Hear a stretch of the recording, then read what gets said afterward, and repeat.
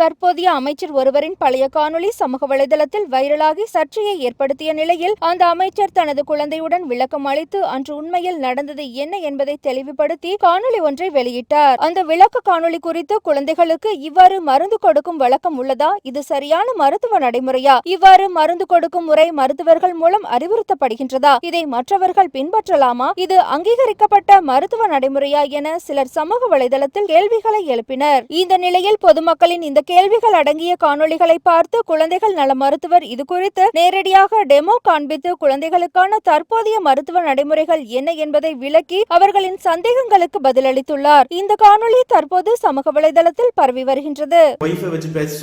ஆனா அவர் நேர்மையை நான் பாராட்டுறேன். போன ஆட்சியில குழந்தைகளுக்கு மாத்திரைய பொடிச்சு தர முடியுமா, குழந்தைக்கு மாத்திரைய உடைக்க முடியுமா, இந்த மாதிரி கார்டு வச்சுட்டு குழந்தைங்களோட மாத்திரைய உடைக்கணுமான்னு தான் பிரச்சனை. இங்க இருக்கிறது எல்லாமே குழந்தைங்களான மருந்து. நான் குழந்தை டாக்டர்னால என் கிளினிக்ல இருக்கிற குழந்தைங்களான மருந்து நான் காமிக்கிறேங்க.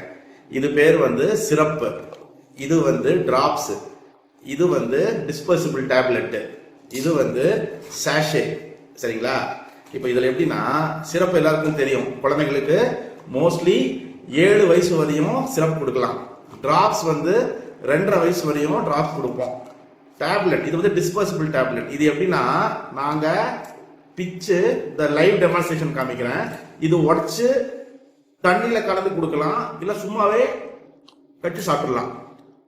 இதுதான் டேப்லெட். நான் கட்டி சாப்பிட்டுருக்கேன். சரிங்களா? இது பவுடர்.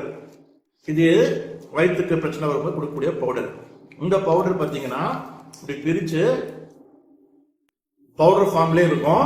இந்த பவுடரை வாயில போட்டுக்கலாம். இவ்வளவுதான் குழந்தைங்க மருந்து. இன்ஜெக்ஷன் தனியா நமக்கு தெரியும். ஆனா தமிழ்நாட்டில் ஒரு சிட்டிங் மினிஸ்டர் இந்த மாதிரி கார்டை போன்ல வச்சு 500 ரூபாய் நோட்டை அவரு ஒரு வீடியோ நமக்கெல்லாம் பார்த்தோம். இந்த 500 ரூபாய் இந்த கார்டு இந்த மாதிரி சேர்த்து வச்ச மருந்து, இந்த மருந்துகள்லாம் தான் குழந்தைக்கு கொடுக்குவோம். அந்த மாதிரி குழந்தைக்கு அவசரப்பட்டு கொடுக்க அவசியம் இல்லை.